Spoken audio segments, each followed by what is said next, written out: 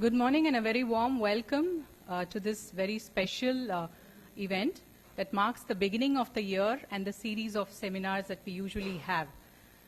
To begin this program, I would first like to invite onto the head table Dr. Srivalli Krishnan, who's a Senior Program Officer with the Bill and Melinda Gates Foundation. A dear professor, and a distinguished speaker for today, Dr. Soumya Swaminathan, Chief Scientist, WHO.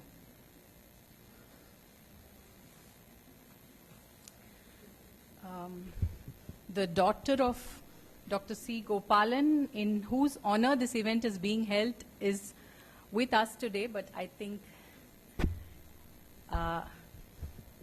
Mrs. Malni Seshadri, she's in the audience, and we are very grateful to you, ma'am, for being here. So if you could, would you like to?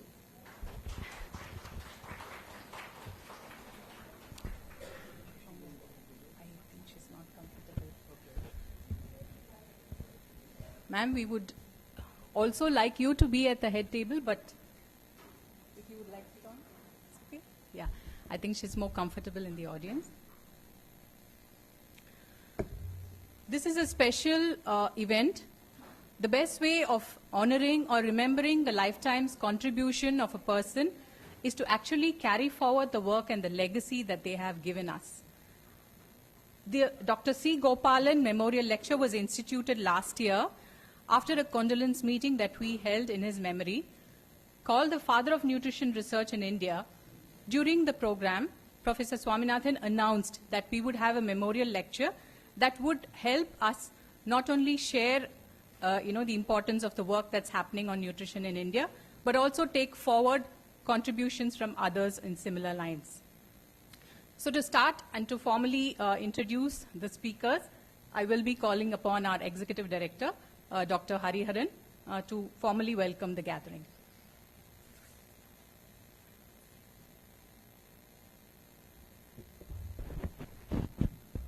Good morning. On behalf of the trustees, founder chairman, chairperson, staff, scholars of the foundation, it's my privilege to welcome you all to this important event, the first Dr. C. Gopalan Memorial Lecture at the foundation. This particular lecture series is instituted by the foundation in honor of Dr. C. Gopalan, who is a luminary in the area of nutrition. Here, it's overwhelming to see the dignitaries, from neighboring institutions, our past trustees, and the fraternity of MSSRF. To begin with, I wish to offer my welcome to Professor Swaminathan and Mrs. Meena Swaminathan to this important event. I thank both of you, for sparing your time and be with us and guiding us in this important, time. I also take this opportunity to welcome the speaker, Dr. Soumya Swaminathan. She is one of our members, but she is now in a very high position, and she has taken her time to give this important memorial lecture. And thank you, ma'am, for your being with us today. Again, Dr. Srivalli Krishnan is another very important person who is very busy. And with the short notice when I requested her, she immediately agreed to chair the session and also conduct the whole event.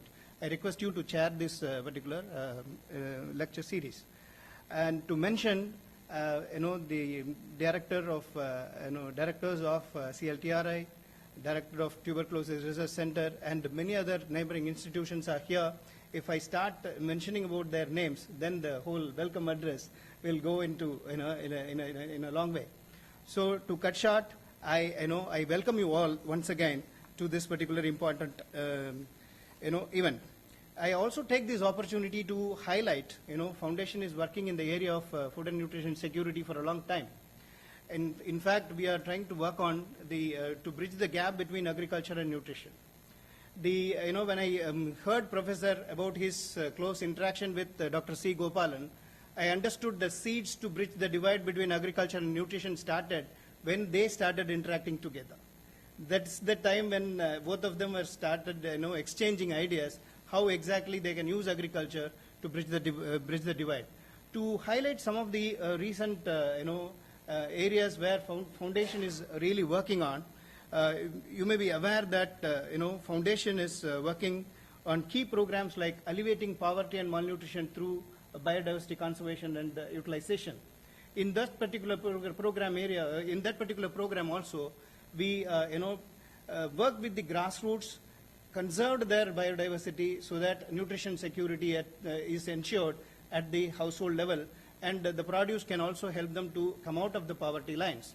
Similar program is the LANSA, where we leverage agriculture for nutrition security. In fact, it's a consortium project that we operationalized in many countries. There again, we demonstrated how farming system can really, if we strengthen farming system as a nutrition provider, then how it exactly strengthen the nutrition security at the grassroots level. Our recent program, I want to be a little bit short also, that's the reason. The recent program what Foundation is operationalizing with the support of BIRAC, Bill and Melinda Gates Foundation, Wellcome Trust and the DBT is about putting a grid of genetic gardens of nutri-rich plants in 4 highly malnourished districts of the country. The partnering institution, Krishi Vigyan Kendra, Tamil Nadu Agriculture University is here, wherein we laid out a garden on the basis of nutrition themes. I welcome all of you to visit Tirur and see the garden. The garden is laid out on the basis of nutrition themes like vitamin A, B, and so on, so that easily one can understand what kind of a plant will eradicate a nutrition deficiency in a particular person. And to the farmer, it can provide valuable germplasm, nutri-rich germplasm, so that the farming system can also, farms also can be rich with the nutri-rich plants and so on. So with this, I welcome you all once again, and I thank you for your presence here, and I request Jayashree to call the next speaker. Thank you. Thank you, Dr. Hariharan. The genesis of this memorial lecture can be best explained by Professor Swaminathan, who announced this late last year, and we'd like to listen to you speak about this, Professor. I'm glad we have met here to remember the great contributions of Dr. Gopalan, and also to pay not only tribute to him, but its relevance today, what kind of work he promoted. I recall, I think it must be, I can't be exactly sure of the year, 1958, I think. I met Dr. Gopalan for the first time at the Baba Atomic Research Center, where Dr. A.R. Gopal, who was the head of the division, had arranged a meeting on agriculture, nutrition, health, and so on, and nuclear tools. Dr. Gopalan was one of the speakers, and he emphasized very much in his talk the need for more use of nuclear tools in biofortification. How do you fortify biologically? As he predicted, he was so happy. I remember one day I was in the Indian Agriculture Research Institute. Early morning, the telephone rang, and I said, Swaminathan Gopalan, very good news for us. What is it? He said, they have discovered a maize, high protein, high lysine maize, and also they have discovered a barley called high protein barley, high protein, high lysine. In other words, what I have been hoping, that biofortification could be a method by which we can overcome micronutrient deficiency, because the greatest nutritional challenge is to overcoming the problem of micronutrient deficiencies. Micronutrient deficiencies, the other one, the macro one, we can take care of. That was my first memory of Dr. Gopalan. Since then, I think 1958 onwards, we have shared ideas, we have worked together, and I have always respected what he said. He wanted to enlarge the impact of Indian nutrition research in the whole of Asia. She organized the Asian Nutrition Congress first in Hyderabad, then later on in Delhi. The Asian Nutrition Congress was a very great success. Well, since since the whole program here is dedicated to Dr. Gopalan, I should not make the Gopalan speech. I should try. I only want to tell you, he was a man of great vision and very practical person, not practical person. Instead of going for a costly solution like chemical fortification, at that time I won't say names because they are no more now. But there was a lot of controversy about chemically fortified rice, chemically fortified wheat, and so on.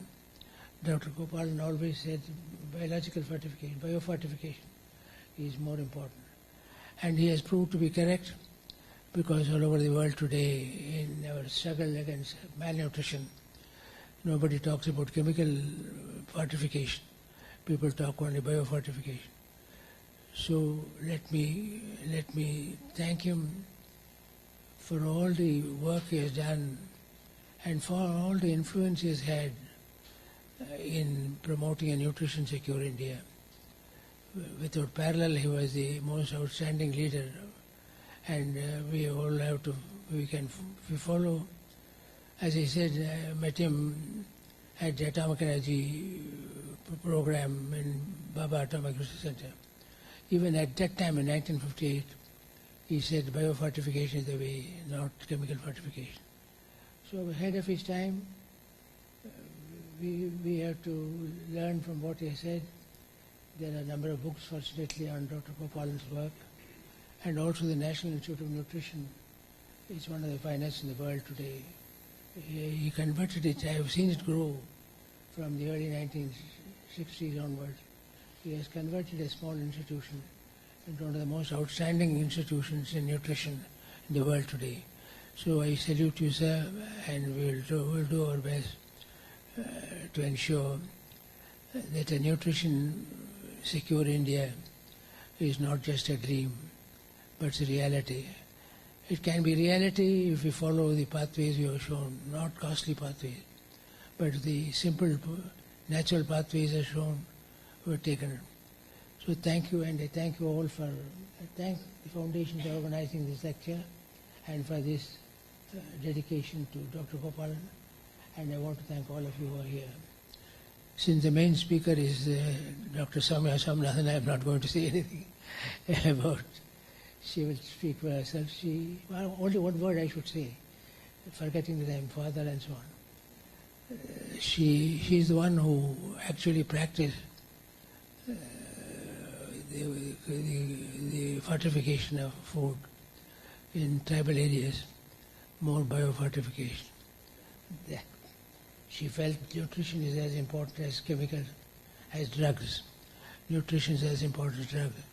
And I have seen her going into the tribal areas and ensuring that the tribal people not only have the drugs which are given free, but also the nutrition which is necessary to make the best use of the drug. Thank you, and thank you all for coming, and we hope there will be a long-term impact of his work, because he was so confident of what he was saying. That's the main thing. Because I've served so many committees with him. Whenever he opens his mouth, he is very sure what he is saying. He won't talk nonsense. He will talk immediately. This is what should be done. So thank you again, Dr. Hariharan, for inviting me to be here today. Thank you.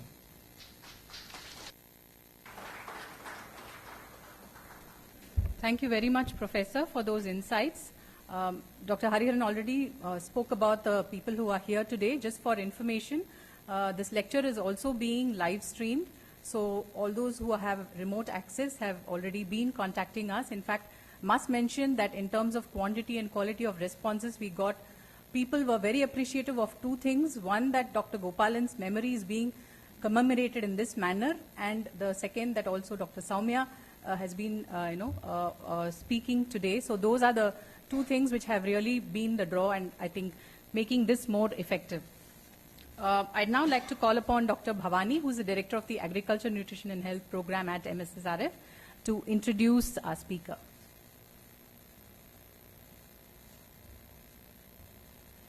Good morning, everybody. It's my pleasure and privilege to introduce our distinguished speaker for today, who will be delivering the first C. Gopalan Memorial Lecture. Dr. Soumya Swaminathan is currently Chief Scientist at the UN World Health Organization, a position that was specially created last year to give thrust to scientific focus and work at the WHO, and a position that she went to from being Deputy Director General for Programs at the WHO that she took on in late 2017.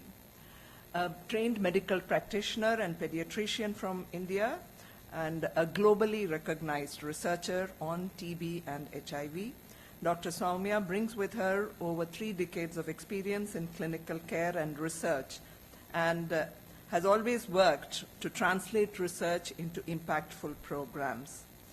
Prior to her tenure at WHO, she was Secretary to the Government of India for Health Research and Director General of the Indian Council for Medical Research from 2015 to 2017. And she was, in fact, a part of the Indian Council for Medical Research for many years, moving to becoming DG of ICMR from her position as Director of the National Institute for Research in Tuberculosis here in Chennai. As DG of ICMR, she focused on bringing science and evidence into health policy making, building research capacity in Indian medical schools, and forging South-South partnerships in health sciences. From 2009 to 2011, she also served as coordinator of the UNICEF, UNDP, World Bank, WHO Special Program for Research and Training in Tropical Diseases in Geneva. She is an elected foreign fellow of the U.S. National Academy of Medicine and a fellow of all 3 science academies in India. Dr. Soumya Swaminathan has previously been on several WHO and global advisory bodies and committees. She was co-chair of the Lancet Commission on TB, to mention one of these. She has several publications to her credit and book chapters, and has mentored several people through her long career. It's our pleasure again to have Dr. Soumya Swaminathan to be delivering this first Dr. C. Gopalan Memorial Lecture. Now.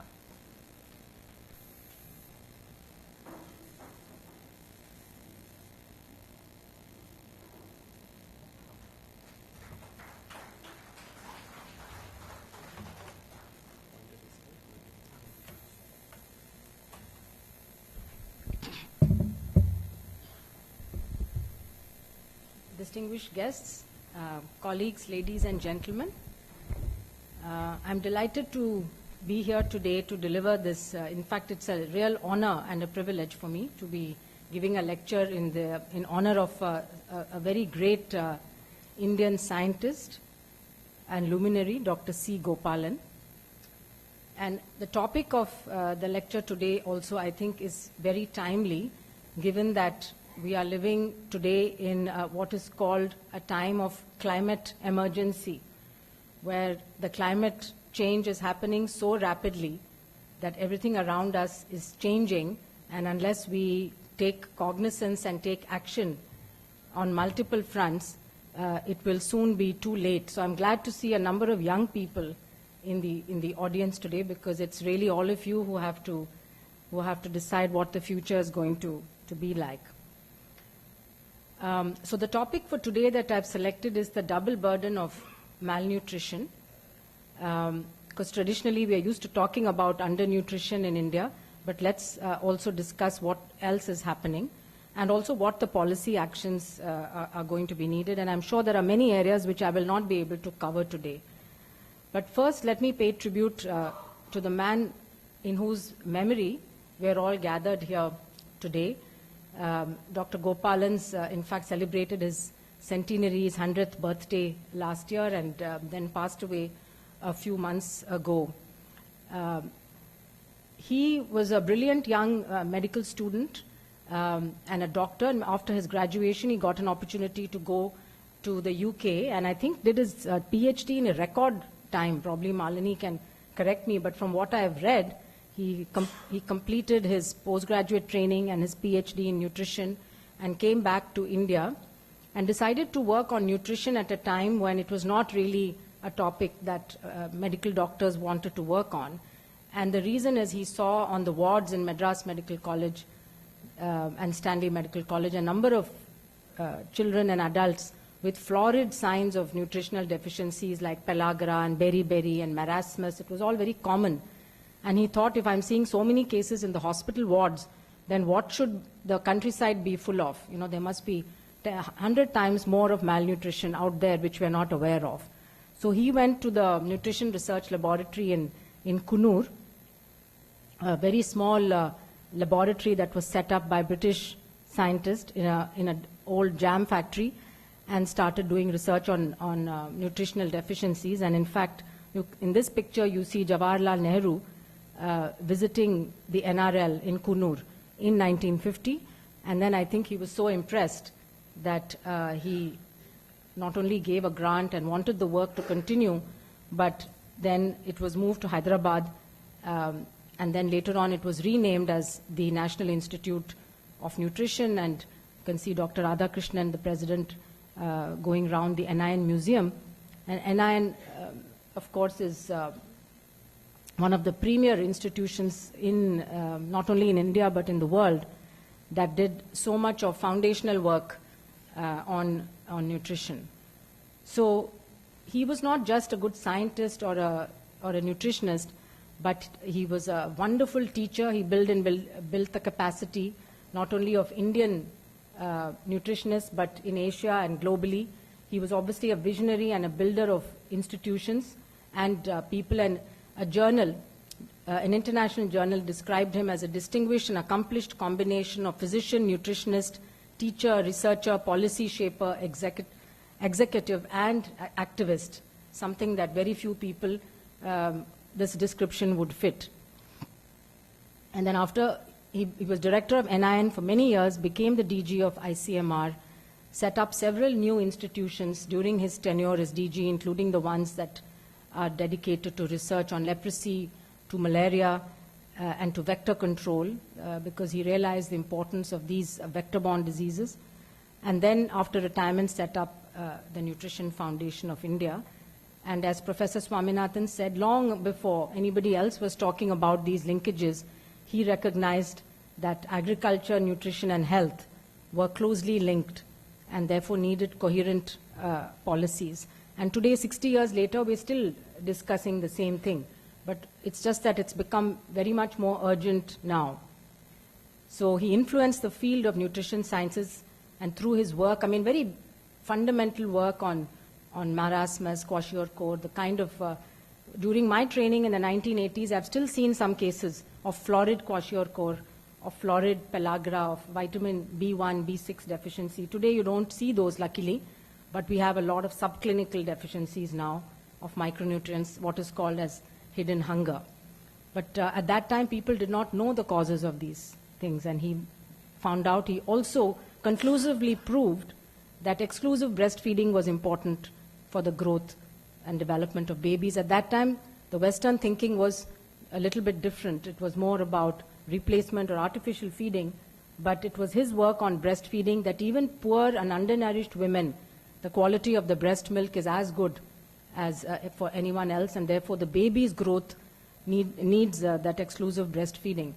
He was instrumental in many, many policies in India, including the vitamin A supplementation program, the integrated child development, the ICDS.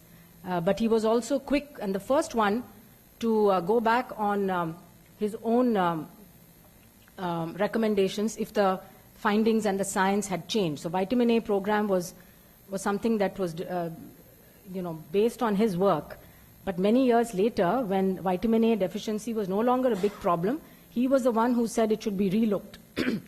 So policies to be based on data and evidence, not just because you're individually once committed to it that you have to be committed forever. So things need to change. So he also had that flexible approach.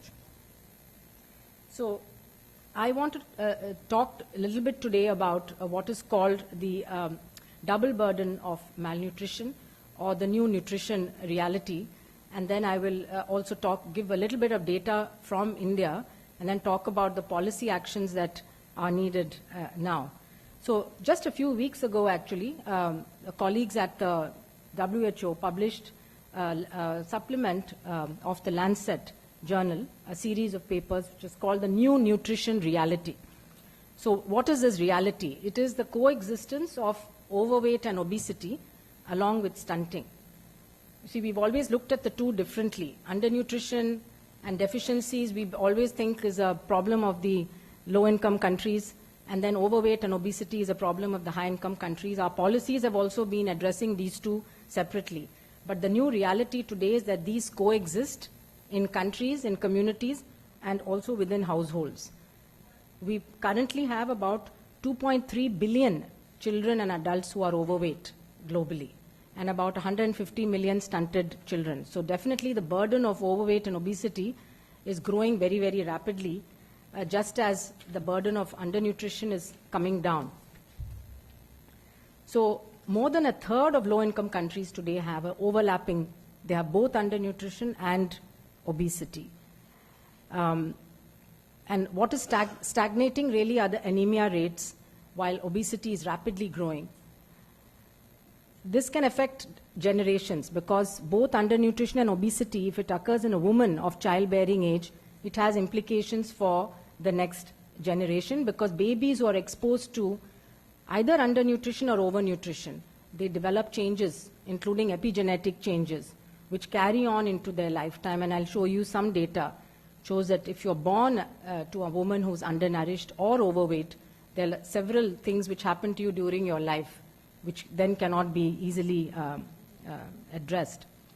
It's also, the double burden of malnutrition is also contributing to the emerging global epidemics of diabetes, hypertension, cardiovascular disease, stroke, etc.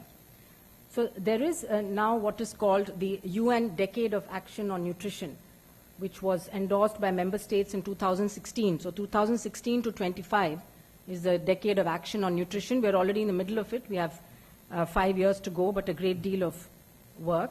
And we need new tools, including new economic modeling approaches, to estimate the real burden of this, the impact of the double burden of malnutrition. Because again, the work has been either on undernutrition or on overnutrition and obesity, but not looking at what actions would have implications for both and economic impact. The problem today is that many current food systems do not provide people with safe, affordable, healthy diets.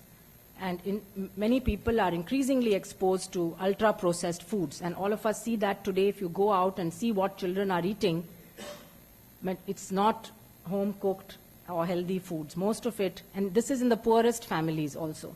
The children are eating ultra-processed chips, kurkure, biscuits, etc. Also fresh food is also difficult to come by, especially if you're poor. And then you have what has been referred to as food deserts. Desert means you don't have the availability of fresh food. So if you want to change all of this, then we are going to need actions which go right from production and processing through trade, distribution, pricing, marketing, labeling, etc., to consumption and waste. We have to also remember that about 25 to 30% of food that is taken up for consumption is actually ended up getting wasted. So a huge amount of waste. But on the other hand, if you are able to have a high-quality diet, then it can address both undernutrition and overnutrition. So it's a solution for both problems, and it also addresses the issue of non-communicable diseases throughout life.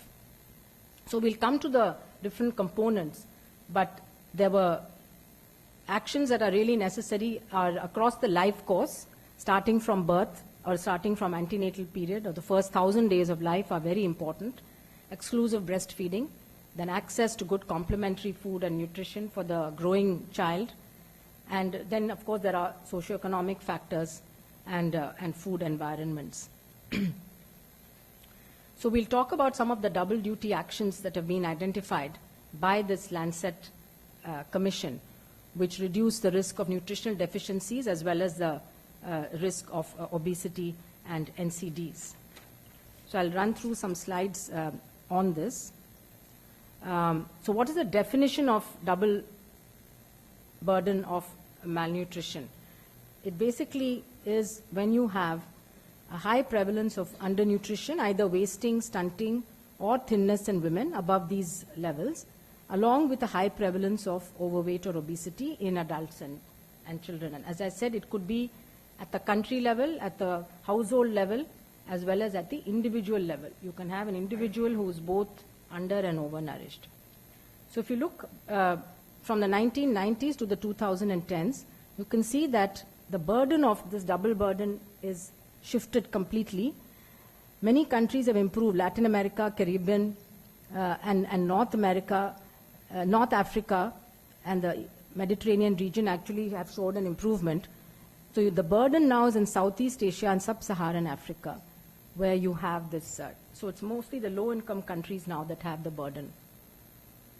So again, if a child is both stunted and overweight, or if the mother is overweight and one of the children is wasted, these are all the definitions for household prevalence of double burden. The most common is this one, where the mother is overweight, but the child is stunted or wasted. Now, again, looking at the association between GDP per capita and the prevalence of the household level of double burden, the curve is like this. So the prevalence is highest in the middle income groups, where you have both overweight and undernutrition in the same household. But this is the change, but you can see that there are many countries which are much higher than what, this is the expected curve, and again the expected curve has changed over time. So it's become higher and broader, but many more countries are moving up. That means even countries like Egypt, Pakistan, Guatemala, etc., and India is also somewhere here, where it is increasing. Then if you look at individual level, looking at surveys, all this data is taken from national level surveys. That means overweight and stunting in the same child. If you take the earliest year and the most recent year of surveys, there are many countries where it's reduced, including in India, because stunting prevalence has been going down. So these are the countries where it's reduced, but there are other countries, particularly in Africa, you can see that it's actually increasing. So we always think of Africa as undernutrition being the predominant problem, but in the individual, children are also becoming obese. And different countries and regions are moving in different directions. So if you can see, this is the change by the quintile of weight, of income. Here are some countries, including India. These are the upper income quintiles, where the burden of overweight and obesity is growing more in the higher income groups. Whereas, again, most of the African countries, the burden of overweight and obesity, on the right-hand side you can see, is the increase in low-income families. And what can explain this? One is, of course, economic growth. In the last decade, we've had a lot of economic growth occurring from low-income countries. Many have moved into middle income. So families also have more purchasing power. They have more money. There are many programs which have been focused on reducing undernutrition, so that is having some impact. But also reduced physical activity. Both children and adults now, because of urban living and lack of opportunities, but also because people are using transportation much more. There's much less physical activity, but the diets have not changed appropriately. Food, marketing, and access. It's a big change now. There are what is called the commercial determinants of nutrition or of disease are now being discussed much more than they ever used to be, because it's realized that if you see the way in which sugar-sweetened beverages as well as other processed snacks and foods are being promoted across the world, then that is having a huge impact on what people are eating. There's shifts in the control of the food supply. Again, climate change is an important factor here again. Because of climate change, there are often failures of crops and people shifting to other kinds of food. Urbanization. Women's employment is also an important factor, because women are the ones who have to spend time in the kitchen preparing the food. And if they have to also go to work, then they are looking for simpler solutions. And that is where the already cooked or the processed foods make life a lot simpler for the women, because we know that there's huge burden as such of household chores and drudgery on women. So this is a easy way out for them. So all of these factors are partially, each one is contributing to this double burden. So all of these are leading to the increased consumption of highly processed foods. So the messages really from this series of papers in this issue of the Lancet is that in low-income and middle-income countries, undernutrition is declining, though we'll see that the speed of decline is a bit slow in India, but overweight is increasing much more rapidly. And of 126 low middle-income countries, almost 40% face this double burden. So it's a huge problem in a majority of the low-income countries. It is shifting towards countries in the poorest income quartile, particularly in South and Southeast Asia and Sub-Saharan Africa. And again, as I said, technological shifts in the workplace, the home, and transportation have reduced physical activity. The global food system makes less nutritious food cheaper and more accessible, because for 5 rupees you can go and buy a packet of chips or kurkure. It's difficult to even buy a banana now for 5 rupees. So even when there is an intent to eat healthy food, if it's not accessible and if it's not affordable, then people are not going to be able to consume it. So just giving them lectures on healthy food is not going to help. So we need effective policies that address these challenges across the life cycle. So I was mentioning that early exposure to undernutrition or overnutrition has implications. So this graph actually shows, if you take somebody who's 2 years old, a child of 2 years, and the BMI quintile, so I mean, if you divide into normal BMI and then the one which is overweight or obese, and the same person as an adult, the ones who are undernourished as young children at 2 years, but then become overnourished, so you can see the BMI 3 times normal, they are the ones who develop diabetes and glucose tolerance. And in our country, it's very common. We have about 21% prevalence of low birth weight. These low birth weight, and it was even more in the past. So the people who today are in their 30s and 40s would have had a low birth weight and then are now exposed to foods which make you overweight or obese. And therefore, then the chances of diabetes goes up many, many times. And that's why today in India we have this huge problem of diabetes amongst young people, not even middle age. We're talking today of diabetes starting in the 30s or even earlier. We used to always have a concept that there was juvenile diabetes in children and adult onset diabetes, which we saw only after the 50s and 60s. But it's completely now reversed. There is a quarter of children who present with diabetes today have type 2 diabetes, or what we used to call adult onset diabetes. And it's probably related to what happens during the antenatal and early life. So what are the biological pathways? Exposure to malnutrition in early life, like low birth weight, wasting, stunting, but also maternal overweight.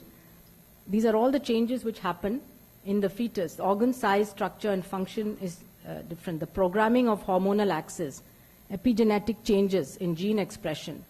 Also, early child feeding can influence the taste preferences. You know, if you make a child used to certain types of very sweet or salty food or processed food early in life, then they will not appreciate wholesome food later. Even telomere attrition, which as you know is related to longevity, and the gut microbiome, which is extremely important today. We know not just for nutrition, but it affects the microbiome really affects cognitive development. It also affects mood, and even things like depression, etc., are linked to that. All of this will shape the consequence. So this all happens in the first 2 years of life, and then if you're exposed to malnutrition, which includes overweight in later life, then the body responds based on these changes which have already occurred. And that is why the growing burden of non-communicable diseases. Similarly, for women, both maternal short stature and maternal overweight are risk factors for obstructed labor and cesarean. And so there was a systematic review which showed that cesarean section risk was very high among women who had both short stature and obesity. So already born short, but then you become obese, then the risks of during delivery are very high. So historically, the emphasis on nutrition policies and programs was always on undernutrition or hunger, and lack of integration led to actually harm from some of these programs. I'll show you a few examples where programs which were meant to address undernutrition, and we have to think also what is our supplementation programs also doing? What is our PDS? What impact is it having? What impact is our child feeding programs having? I don't think there's been a systematic assessment done in India. So in Mexico, as you know, there was a very famous program called Oportunidades, which is a conditional cash transfer program. It was aimed to break the intergenerational transmission of poverty by incentivizing families to invest in their children. So they were given cash. It had positive effects on poverty, health, education, women's empowerment, and nutrition, but then also had maternal overweight, obesity, and risk of NCDs actually increased. In Egypt, for a long time, they've had a food subsidy program where vulnerable groups were given, just like our PDS, rice, sugar, cooking oil, and black tea, and about 71 million people enrolled in this ration card. And the result was that the child stunting actually increased, and women's BMI increased, dietary diversity went down, and there was a decrease in intake of meat, fish, and vegetables. So now they have reformed this program in 2019 after realizing that it was having these unintended consequences. So the drivers of malnutrition obviously are, there are common drivers for both types of malnutrition. Early life nutrition is probably very, very important. So the first 1,000 days of life, then diet, what you're consuming throughout the life period. Socioeconomic factors are obviously important, which also includes things like water and sanitation.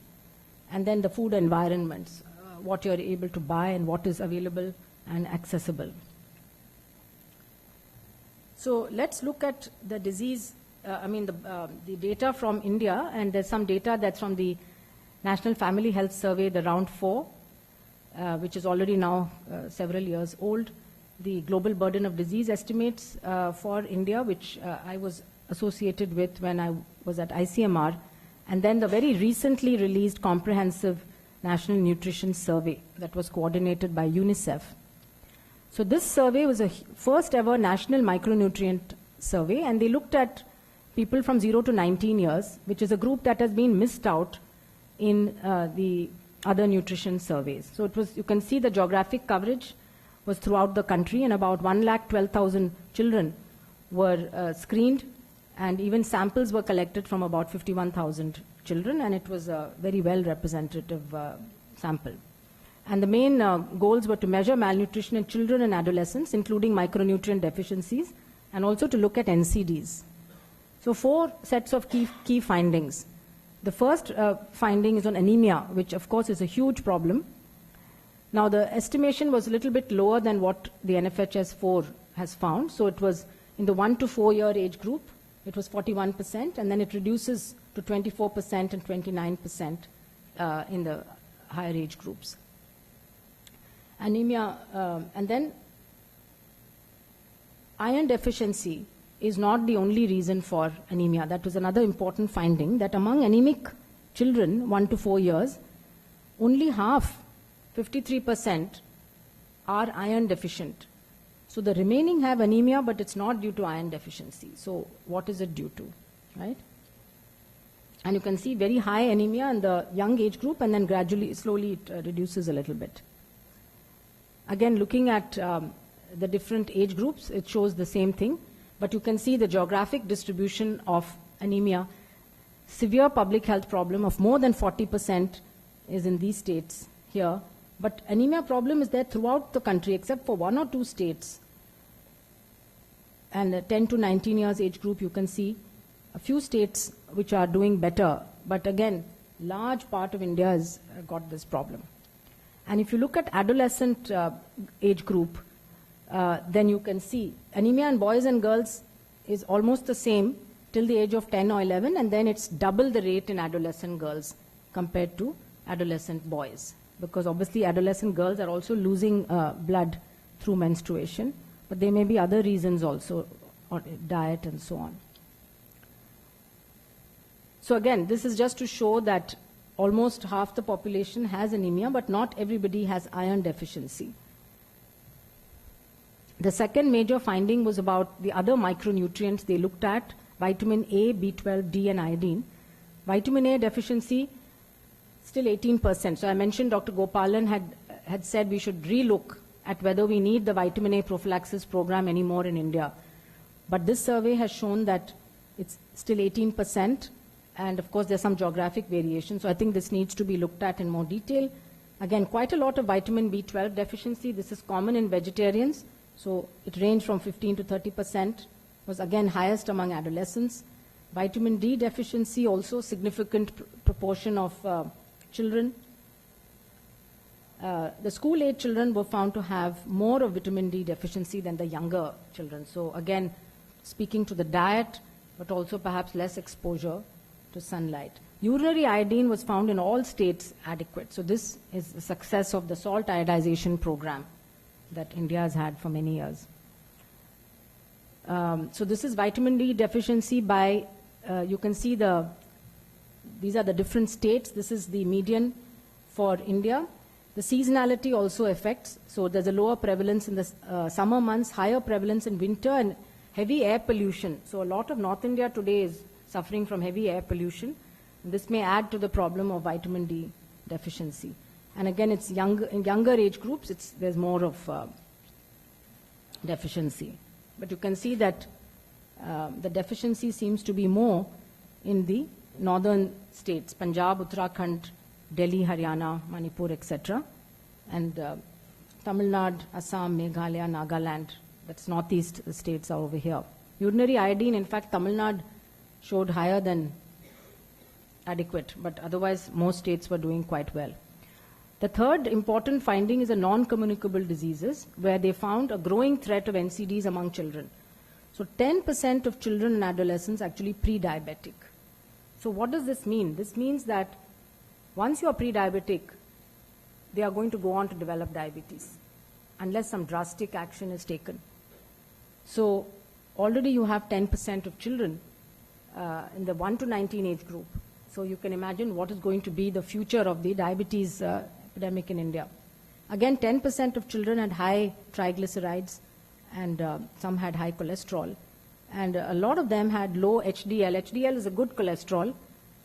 About 30% had low values of this. This is the HDL which protects against heart problems and so on. 5% of adolescents already have high blood pressure. Once you take a survey in adults, it's found almost 20 to 25% of adults in India have high blood pressure. And most people don't know it because you're not checking your blood pressure regularly. There's no screening. There is no awareness. So people realize they have high blood pressure only after they've had a stroke or kidney problems. And 7% of children had a risk of chronic kidney disease already. So all of these are non-communicable diseases, which so far we did not have this kind of population level data in children and adolescents. So it is a very frightening, and it's a real wake-up call. And then the fourth set of findings on anthropometry, of course, as I mentioned, compared to the NFHS4, it shows a little bit of reduction. So from 38 now, our stunting levels are down to 35. Wasting is down from 21 to 17, and underweight from 30. So in 3 or 4 years, there's been some reduction, but you can see it's quite a small reduction. But again, 5% of these children were overweight or obese, so the double burden of malnutrition is present among many school-age children and adolescents in many states. Again, there's variability by state. You can see that the states in the middle, Chhattisgarh, Jharkhand, Rajasthan, UP, Madhya Pradesh, Bihar, have high levels of stunting, and Goa, Tamil Nadu, Kerala, they have lower levels, but even there it's about 18 to 20%. So even in states like Tamil Nadu and Kerala, you still have a significant amount of stunting. Wasting trends are declining, but still they are quite high. The India average is 17, but you have states like Jharkhand where you still have about 30% wasting. And underweight, again, it's the same story. It's reduced a little bit, but still many states with very high underweight. Now, the thing is that once you're into your school age, 5 to 9 years, then the stunting you cannot do any catch-up growth in height. You can only put on weight. And so once you've missed the first 2 to 3 years of life, then you end up as a stunted child and adult. So this is important because it reduces the capacity for education, because stunting affects cognitive development and brain development. So it's not just a question of being short. You have a whole generation of children who cannot achieve their full cognitive potential. So it's going to affect future human capital in the country. And then the finding that overweight and obesity, here's more evident in Tamil Nadu, Delhi and Goa. So the better states have reduced stunting and undernutrition, but we are making our people more obese. Now, what are the determinants of stunting? Stunting is not just related to food. You can see here the data from NFHS. Rural, urban, you can see rural is, people have more prevalence of stunting. So that's one determinant. If you look at SC, STs, OBCs and others, the scheduled tribes have the highest levels. In any health parameter in India, the scheduled tribes have the worst indicators, followed by the scheduled caste populations. Then if we look at mother schooling, there's a clear difference. If a mother has had 12 or more years of schooling, her child has half the rate of stunting than a mother who's had no schooling, 12% versus 24%. So mother's schooling, mother's education or literacy is the most important probably factor for the child having stunting. Mother's nutrition status is also important. If a mother is underweight, then her child is also likely to be stunted. Male, female, there's no difference, which is good. And then if you look at wealth index, again, there's a clear, the lowest wealth quintiles has the highest rates of stunting compared to the highest income quintile. And then birth order also has an impact. So the later the birth order, the more the incidence of stunting. So I think it's important to know what the determinants of stunting are. It's not just a question of feeding the mother or feeding the baby. All of these need to be addressed. And the wealth index is obviously can be correlated with things like housing, sanitation, safe drinking water, etc. So just quickly going through some of the other data on low birth weight, again, you can see there's always a difference between these states and these states when it comes to any of the nutritional parameters. And also if you look at changes in low birth weight, the states which are in the top right-hand corner are not doing well, which we've already seen. Stunting, again, UP stands out as having very high rates compared to the rest of the country. Overweight prevalence is increasing, again in these states, Tamil Nadu, Karnataka, Gujarat, Andhra, Bengal, Kerala, Haryana. The projected overweight prevalence in 2030 is 17.5%, whereas the WHO UNICEF targets for 2030 is less than 3%. So the obesity targets, there's no way in which we can meet those targets. And then again, data from NFHS 3 and 4 showing that low BMI in women and men had reduced, but overweight obesity had increased both in women and in men. And this is the prevalence of NCDs in men and women. You can see that about 20% of people had diabetes and about 30% had hypertension, according to the National Family Health Survey. So nutrition is key actually to protect both against communicable diseases, maternal and child, as well as non-communicable diseases. So these are the major causes of the burden of disease in India, and you can see the shift between 1990 and 2016. 30% used to be the burden of NCDs. Today it's over 56, 57%. The communicable diseases have come down, but injuries and mental health issues, they continue to increase a little bit. But nutrition can really have an impact on this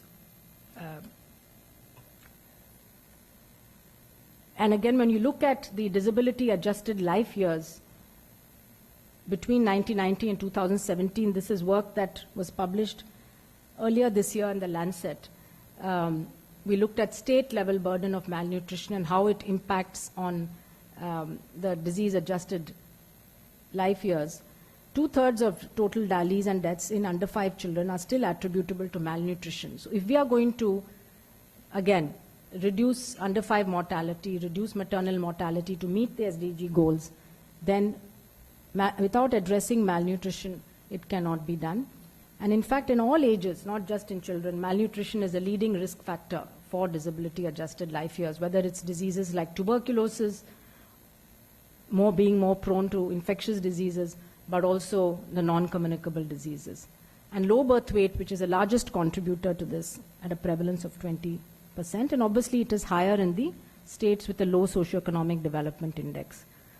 This just shows where we are in terms of the annual rate of change that's needed. If you look at the purple bars, these bars are what we have set for ourselves, the National Nutrition Mission 2022 targets. In fact, these are much more ambitious than the 2030 targets that are set by WHO and UNICEF. But if you look at how quickly we are able to achieve, we are not going to be anywhere near these targets because the rate of change in low birth weight, stunting, and underweight and even wasting is much, much slower than what is needed. Similarly, this looks at anemia. So there are a few states that may achieve the targets if the same trends continue. So low birth weight, just 2 states, and child stunting, maybe a few more. But in most of the others, anemia, underweight, etc., we're not going to achieve it. In child overweight, none of the states of India are going to achieve the targets. Exclusive breastfeeding, yes, I think there's been some progress, good progress that's being made. Of course, then we have the Poshan Abhiyan that was set up, so that may have an impact. So again, just looking at the indicators, yes, child underweight, stunting are reducing. Low birth weight is reducing very, very slowly. But here you see exclusive breastfeeding going up, that's good, but still only hovering around 55%. And child overweight started showing quite a rapid increase. So child undernutrition, about 20% starts at birth because of small size at birth. Then there's a contribution of diarrhea and other infections. This is where the sanitation, water, and the living conditions plays an important role. The rest is due to suboptimal feeding. So these are the different contributors. Poshan Abhiyan announced last year by the Prime Minister's overarching scheme for holistic nourishment, that is Poshan. And it's a multi-ministerial convergence mission, so it's good that the programs now, there's an aim to converge them with an aim of malnutrition-free India by 2022. It looks at focusing on the first 1,000 days of life to tackle the intergenerational cycle of malnutrition, looking at the critical periods of nutritional vulnerability, so very small babies and children, adolescent girls and pregnant women, and monitoring nutritional status on a real-time basis and acting on the data. So there are targets to be achieved, and then there are initiatives, like these initiatives span across the different ministries. So on the health side, you have the home-based newborn care and home-based care for the young child. You have infant and young child feeding practice, immunization, Anemia Mukt Bharat is another program, deworming covering entire population just like a pulse polio model, water sanitation and hygiene with a convergence like the Swachh Bharat program, and then food fortification, biofortification. The focus is on biofortification through plant breeding. So there is now the opportunity to build on existing policies and programs and make them work more efficiently and effectively. And so I want to end by saying what are the policy actions that are being recommended, what the WHO and group partners are now calling double duty actions, which can address a double burden, delivered through the common, these four systems, the health services, social safety nets, educational settings, and agriculture, food systems, and food environments. So if we just quickly look at what the 10 actions are: scaling up antenatal care, So good care for the pregnant woman. Implement programs to promote exclusive breastfeeding. Ensuring that complementary foods that are introduced for babies are the right ones and avoiding these high calorie, high salt, high sugar foods. Redesigning child growth monitoring programs. They have not really had the impact that we wanted them to have.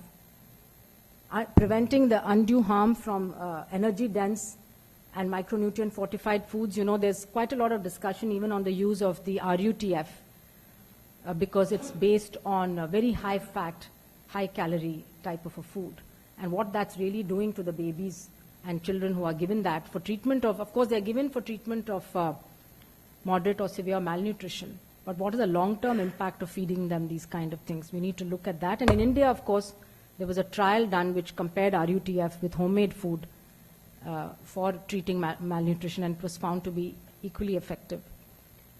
Designing the social support and welfare program so that we reduce the risk from food, snacks, and beverages which are high in fat, sugar, and salt. Redesigning school feeding programs. Devising new nutritional guidelines for food in and around educational institutions so that we ensure that nutritious foods are available instead of these snacks which do not have nutrition. Then extending the number of agriculture development programs which make nutritious foods available, affordable, and appealing. Implementing new large-scale agricultural and food system policies with healthy diets as a primary goal. And then delivering public policies to improve food environments and tackle all forms of malnutrition. So maybe some of the things that to be considered for India, I just put down based on what is being recommended. I think most important is to strengthen our data systems. We often have very fragmented and siloed data systems where the Women and Child Department has a lot of data on child nutrition.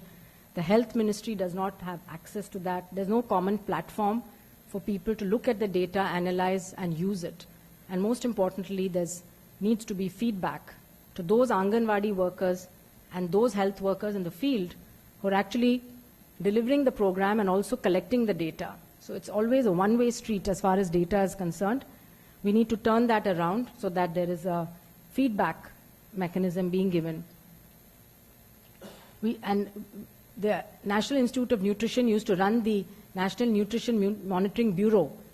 And for 30 years, they had surveys that collected data on household nutrition, food intake, as well as the anthropometry. That was closed down 5 or 6 years ago. So today we don't have any national survey which is focused on nutrition. We have only the National Family Health Survey which collects some parameters. So I think we need to think about a national health and nutrition survey which really goes in depth into what are people eating and how can it be improved. Decentralized planning and policies are needed not only at the state level but at the sub-state level, because you saw from those maps of India that there's huge variation. You can't have the same policy in Tamil Nadu and Bihar, because if we do that, then we're just going to create more of a problem.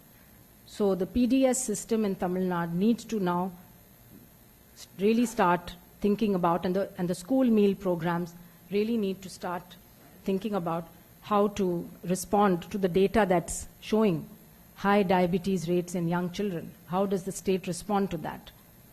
Then nutrition-sensitive agriculture policies, of course, with focus on the local consumption of nutritious cereals like millets, fruits, vegetables, and cultivation of biofortified plants.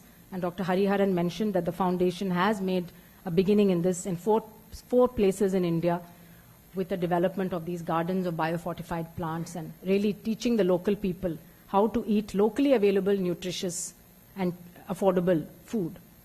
So we mentioned the school and Anganwadi meals. The ones that I have visited, Anganwadis in Tamil Nadu, give you a lot of rice, give the babies a lot of rice, and not much of course, eggs are being still given, but many states have stopped giving eggs, and that was one good source of protein for children. So the PDS basket we need to look at can be expanded from just rice and wheat to a broader basket where people can buy these at an affordable rate. We need to consider taxes, just like we have taxation on tobacco. We need taxes on high fat, high sugar, high salt products. It's of course a very sensitive issue because it affects industry and commercial in a big way. So it's not going to be easy to implement, but some states have implemented it. Mexico, the UK have implemented taxes on high sugar beverages, and they've been able to show reduction in heart attacks as well as in weight of the population. So it does have evidence base behind it, but it needs a very strong political will and commitment to take it forward. But I know that FSSAI is, discussing not just taxation, but also the labeling on products. You have a red traffic light labeling on the front of the packet so that when you pick up a packet, if you see a red tick, you know that you're buying something which is a bit unhealthy for you. Whereas if you see a green, then you know that, okay, this is good to feed your child with. That again facing a lot of opposition to have the front of label labeling, but I hope that it will be implemented. Improving health and nutrition literacy is also very important. A lot of people don't know what is healthy food. Even educated people have a lot of misconceptions and misperceptions about what is healthy. Just because something is expensive, it's not healthy. And then other aspects like immunization of children. There's a lot of anti-vaccination movement now in many parts of the world. In India, it's not so big, but still there are people who don't believe in vaccination for one reason or another. We have to keep reminding them that that's really what Bill Gates says is adults exist because of vaccines. Probably nobody here would have grown up to be an adult if you had not received all your childhood vaccines, right? We remember the days when you died of smallpox or you got affected by polio. So to now criticize vaccines because of a very minuscule chance of side effects is not rational. And then water sanitation is very, very important. I mentioned the Swachh Bharat program. So it is possible in India, and I want to remind ourselves of what Dr. Gopalan used to say. He said, look to the farms, not to the pharmacies. So we are increasingly becoming highly biomedicalized society where we want solutions for treatment for all diseases, but we don't think about prevention or health promotion. And even in our national health policy, as we're expanding Ayushman Bharat, I hope that there'll be much more emphasis on disease prevention and health promotion, not just on trying to detect and treat diseases. Of course, you need to also treat people with diseases. That's important. Otherwise, people are spending out of pocket and getting into they're driven into poverty. India has one of the highest out-of-pocket expenditures on health, 65 to 70%. So that definitely needs to be addressed. But at the same time, I think it's a question of turning off the tap. If you don't do anything at this end and you're only focusing on treating disease, it's not a sustainable solution. We, of course, need policies in multiple sectors to support healthy diets and incentivize both production and consumption of healthy food. So it's not just the policy in one ministry or one department that can do the job. Digital technologies today can help. There are many, many initiatives, including nutrition apps that young people have come out with. I've seen several of them, which help you to analyze the nutritional content of what you're eating, but also apps to help farmers detect diseases or grow better crops or to predict what crops are going to grow well in their soil and so on.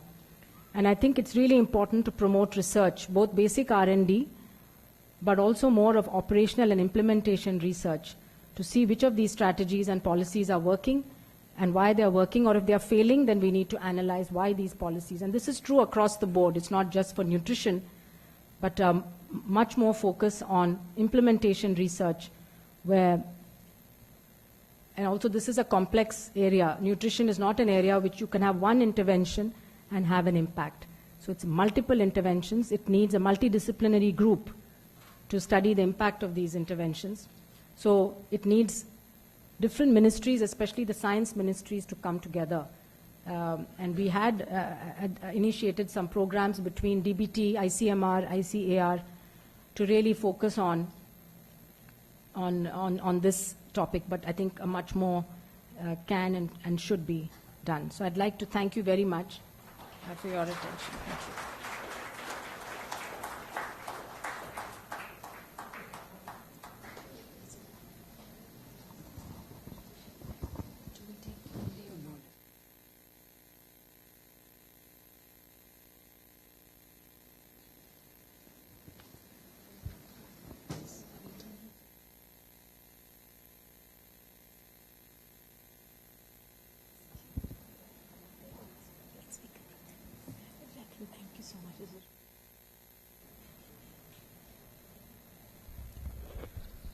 Thank you very much, ma'am, for a very, very exhilarating talk, and most specifically the 8 very concrete policy recommendations that I hope many people who've been watching this live online, and they've also been texting, those who are here, people have been responding on social media. So we do hope this will create an impact in terms of taking forward this agenda for a more nutritious India.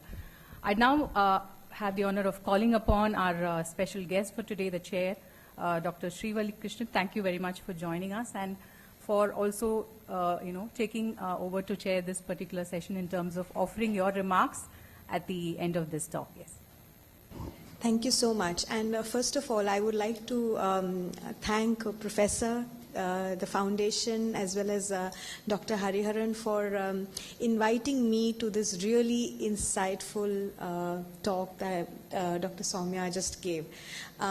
I would like to acknowledge that for a visionary like Dr. C. Gopalan, it just is apt to have Dr. Soumya deliver the first Dr. C. Gopalan memorial lecture. So we couldn't have had anyone else really do the honors of really starting off this memorial lecture other than someone at so distinguished and so accomplished like her, to really make sure that different discipline people are really shedding their light on the nutrition agenda.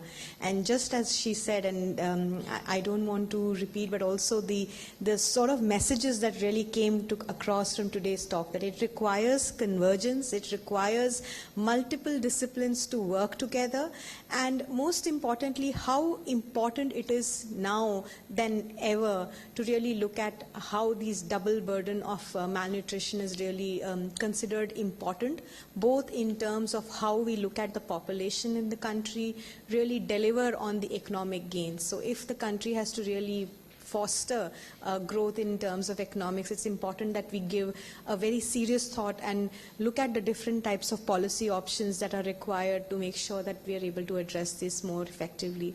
So from the work that the MS Swaminathan Research Foundation is doing, but also in terms of several partners who are required to drive this forward, whether it is the Health Ministry, whether it is the Agriculture Ministry, the Ministry of Women and Child Development, Water, Sanitation and Hygiene, it requires a convergence. It requires everyone to really think of it as their own problem, instead of saying that this is a health problem or this is a women and child problem. But I think it is important that we all look at it as a national agenda, and that is what I feel the Poshan Abhiyan is trying to do in terms of bringing in convergence and looking at these. Otherwise, achievement of whether it is the SDG targets or the National Nutrition Mission targets, it's a humongous task. And it is important that we look at it how we are able to achieve those tasks together.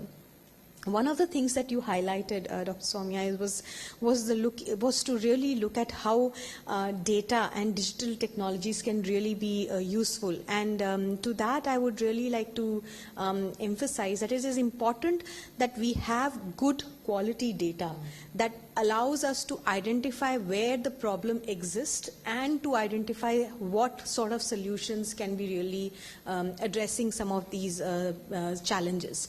And to be able to do that, it is important that the pivotal organizations, whether it is the National Institute of Nutrition or it is the Ministry of Health and Family Welfare, the ICMR, the Indian Council of Agriculture Research, start thinking together on data platforms instead of having those sitting in individual silos in different ministries and not talking to each other. Because we have the NFHS4, we have the CNNS data coming in, but what is required is a convergence of all of that data together, so that we look at it as a holistic problem and not as this is data coming in from agriculture, this is the NSSO data, this is the NFHS4 and so forth. So I really enjoyed listening to you and learned a lot, and I hope that the audience here today also have really gained a lot new insights into how to really look at this problem. And again, thank you so much, and I really sincerely appreciate you all inviting me for this lecture. Thank you again.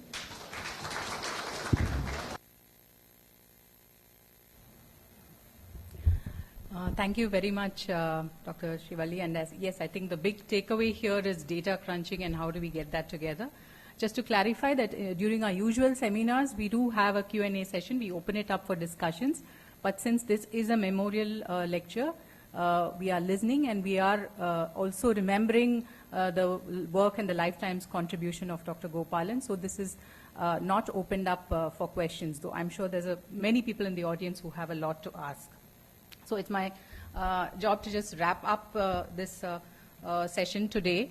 And I'd like to start first by thanking Dr. Soumya for the presentation here and the volume and the content and the information that was crunched into this. And maybe with your permission, we would even like to publish it as a small booklet to say the information that was here can be shared with other people as well.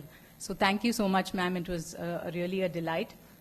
Thanks to Professor for suggesting this idea and instituting this, because of which we've had this program and we've been able to have a very vibrant discussion. Thank you, sir, for kickstarting the first memorial lecture for us here today. Thank you to Mrs. Malini Seshadri for being here, ma'am, and thank you for being a part of this event. We really honor and we would like to look forward to take this agenda of nutrition for a better India forward. To Dr. Srivalli Krishnan, I should thank you for being here, spending time with us, and as you said, this is a work of partnerships, of ministries, of people working in research in different institutions and agencies, and we really hope that we can all work together. Many people are present in the room today, and we hope we can all work together to make this possible. Thanks to the vibrant audience here, listening so raptly, and it was nice that, it feels nice when you bring in extra chairs. It's a bit of a logistic issue, but it feels nice because it means so many people are interested in physically being present. So thank you for your time and for being here patiently, and for, this today's, I think, number of things happening, by-election results and things like that. So we have had people saying they couldn't physically be here, but we still thank you for your presence here, staff, scholars, scientists of MSSRF. Students, we have a group of students from Stella Maris, so thank you for coming over, joining us. I think I saw some IIT students as well. And thank you all, and we look forward to welcoming you at our next event. Thank you.